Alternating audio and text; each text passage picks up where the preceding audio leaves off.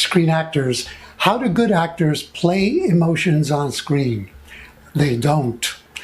And in this video, you're going to find out why, and you're going to also learn exactly what to do so that whenever you play a scene, all of the emotions are going to be real and full. I'm Louis DeBianco, and this is my channel, Screen Acting Success. This is where you come every Friday for more real-world tips, techniques, and secrets to help you become a compelling, working screen actor in demand. If this is your first time here, definitely click subscribe and give the video a thumbs up. Stick around to the end because I'm going to be giving away some free training that you're not going to want to miss. Also, specifically for this video, I'm including a bonus training that is going to take everything you learned here today to a whole other level. Let's get into it. Emotions. Why do I say that good actors don't play them? Because good actors play actions, and those actions will trigger real emotions. I'm going to give you an exercise because if I talk about it, I can talk about it all day, you still won't really understand it. But when you experience it, you'll know.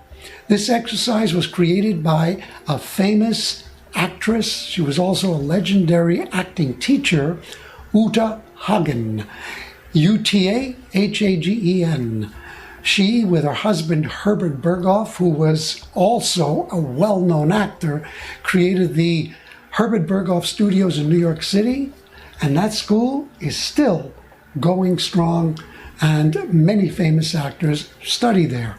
I had the great opportunity to study there for a couple of years, and for a while I even studied with her husband Herbert. So the exercise, oh, by the way, she's written some incredible acting books. The first one was Respect for Acting, and I will put a link to it below in the description. The exercise is this. You're going to search for something important to you that you've lost. Here's the trick. You're going to set up the exercise at home, preferably in a small environment, in one room. And you're going to take that object and you're going to hide it yourself. And then you're going to search for it and find it. So you're saying, wait a minute, then I haven't lost it because I know where it is. Yeah, when you play a scene, don't you know what the end of the scene is?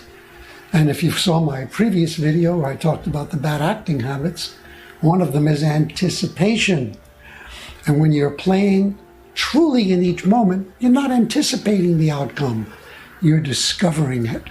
This exercise will train you to do exactly that. It'll train you to always be in the moment. Here's the scenario. I want you to imagine that you are either a bridesmaid or a best man for a wedding, and today is the wedding day.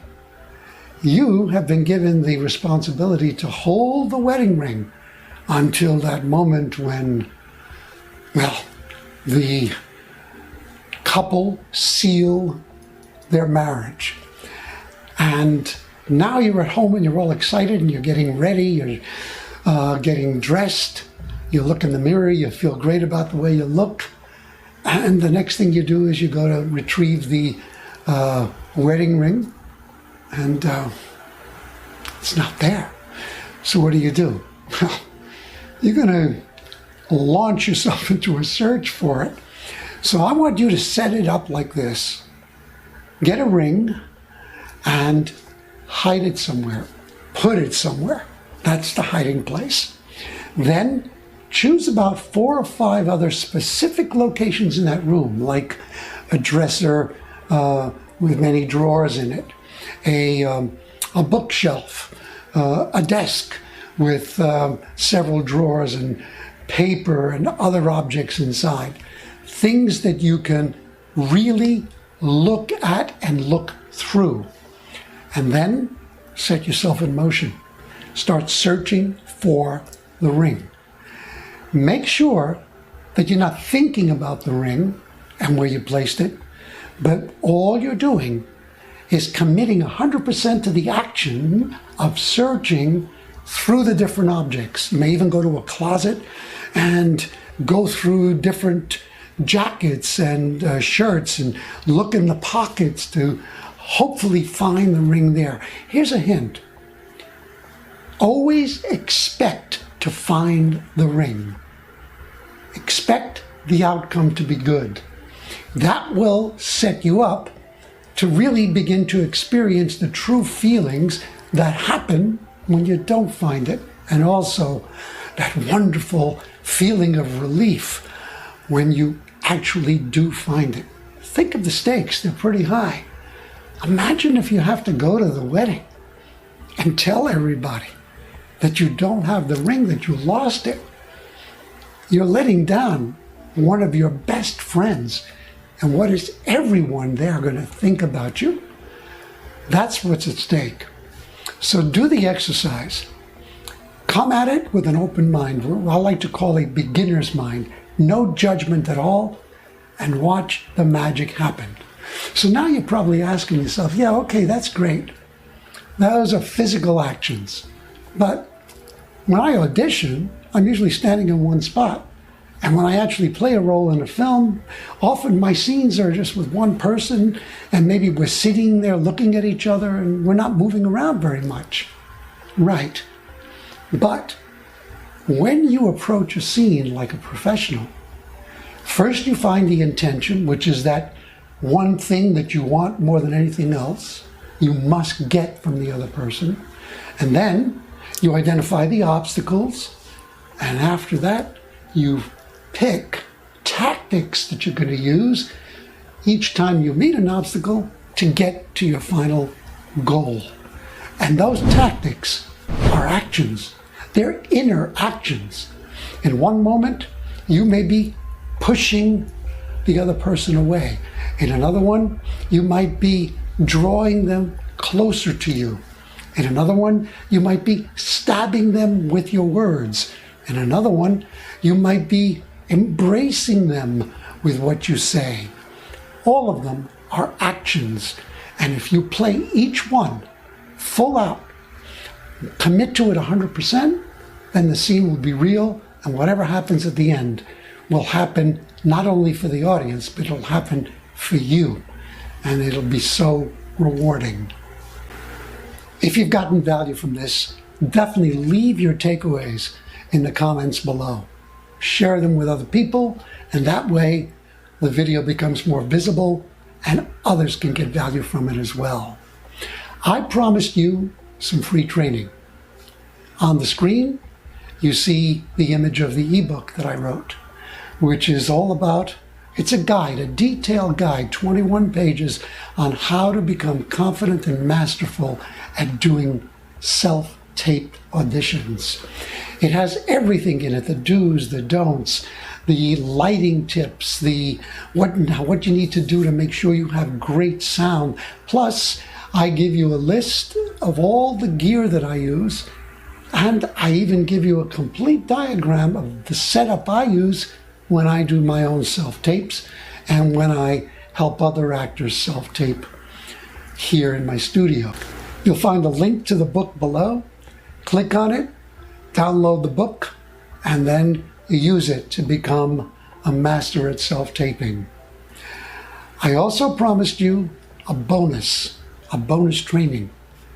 And it is a 6-minute video. You'll find a link below as well.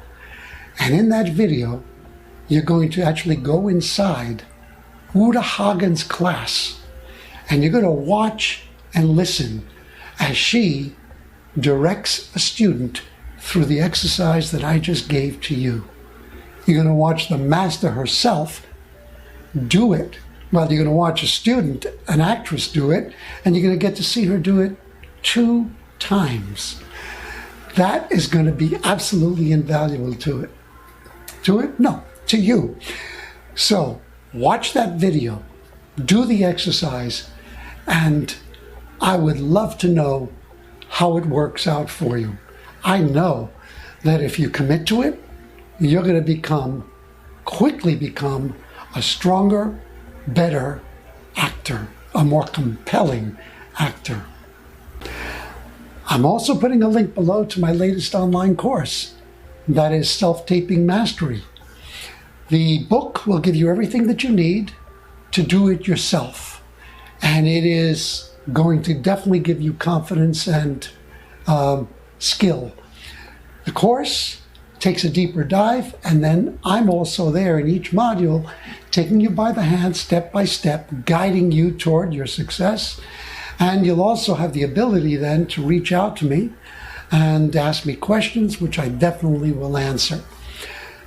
Plus, I've added some incredible bonuses to this course, including a free course on live auditions. So just go to the link, check out what I have to offer. If you feel it's for you, then I'll get to know you better and have the pleasure and the opportunity to personally guide you toward greater acting success. If it's not for you, definitely use the book and master these skills yourself. I always like to end with this reminder about on-screen acting.